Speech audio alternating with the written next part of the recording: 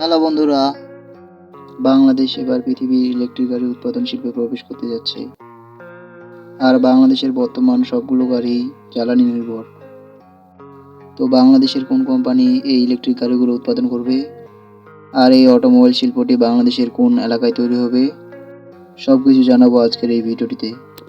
তো ভিডিওটি শুরু করার আগে আপনাদের কাছে ছোট্ট একটা রিকোয়েস্ট থাকবে, যারা চ্যানেলটাকে এখনও সাবস্ক্রাইব করেন না অবশ্যই সাবস্ক্রাইব করে নেবেন। পৃথিবীতে প্রথম ইলেকট্রিক গাড়ি তৈরি করে ইলন মাস্ক। আর ইলন মাস্কের নাম শুনে এমন হয়তো মানুষ পাওয়া যাবে না। তিনি প্রথম টেসলা কোম্পানিতে ইলেকট্রিক গাড়ি উৎপাদন শুরু করেছিলেন। আর এই গাড়িগুলো এত সুন্দর করে ডিজাইন করা হয় যে কোনো ক্রেতাকেই খুব সহজে আকর্ষণ করতে পারবে। ভবিষ্যতে কার্বন নিঃসরণের জন্য বর্তমান বিশ্বের অধিকাংশ দেশই এই ইলেকট্রিক গাড়ির প্রতি ঝুঁকছে। আর এই গাড়িগুলো হবে পরিবেশ বান্ধব। বাংলাদেশ অটোমোবাইল শিল্পে পা রাখতে চলেছে বাগ কোম্পানির হাত ধরেই। আর এই বাগ কোম্পানি ইতিমধ্যে অনেকগুলো মডেলের ইলেকট্রিক গাড়ি তৈরি করেছে। আর এই গাড়িগুলোর বাংলাদেশের চাহিদা পূরণ করে বিদেশে রপ্তানি করা যাবে বলে জানিয়েছেন প্রতিষ্ঠানটির প্রেসিডেন্ট। পৃথিবীতে ইলেকট্রিক গাড়ি ব্যবহার করে প্রায় 27% কার্বন ডাইঅক্সাইড নির্গমন করা যাচ্ছে। পৃথিবীতে বেশিরভাগ ইলেকট্রনিক গাড়ি ব্যবহার করা হয় চায়নায়। আর ইলেকট্রিক গাড়ির ভবিষ্যৎ সম্ভাবনাকে কাজে লাগিয়ে কোটি কোটি ডলার বিনিয়োগ করে যাচ্ছে পৃথিবীর গাড়ি নির্মাণকারী প্রতিষ্ঠানগুলো। বাংলাদেশের বাগ কোম্পানি এবার তাদের বিনিয়োগ করবে টেসলার মতো ইলেকট্রিক গাড়ি উৎপাদনে। আর তারা সাফল্য অর্জন করতে পেরেছে 4 বছর পরিশ্রম করার পর।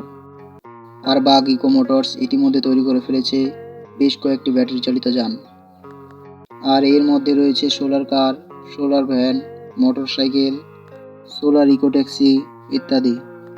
আর প্রতিষ্ঠানটি গাড়িগুলো পরিবেশ বান্ধব, জ্বালানি সাশ্রয়ী। গাড়িগুলোর নাম রাখা হয়েছে বাগ। আর এই গাড়িগুলো সম্পূর্ণ মেড ইন বাংলাদেশ বলে গণ্য হবে। দেশীয় পদ্ধতিতে উদ্ভাবিত গাড়িগুলোতে আছে ইন্টারনেট সুবিধা, GPS tracking, mobile phone charging সুবিধা।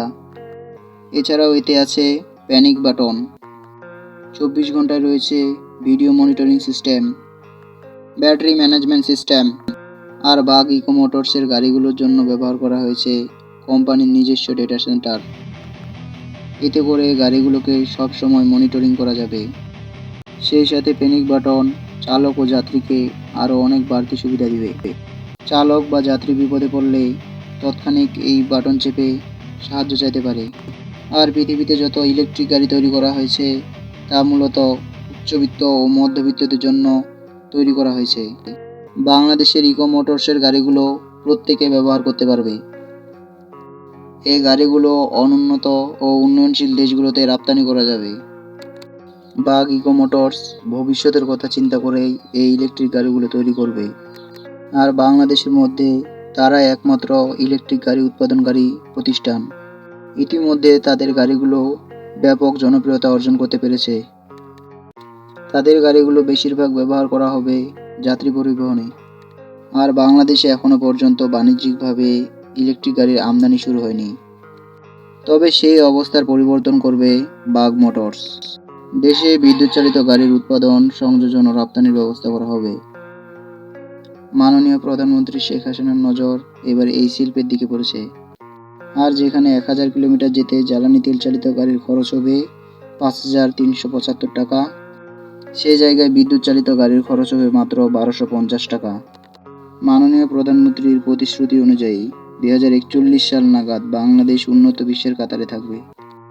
আর এতে বোঝাই যায় যে কতটা কার্যকর এই বিদ্যুৎ চালিত গাড়ি। তাছাড়া এই গাড়িগুলো কোনো কার্বন তৈরি করবে না।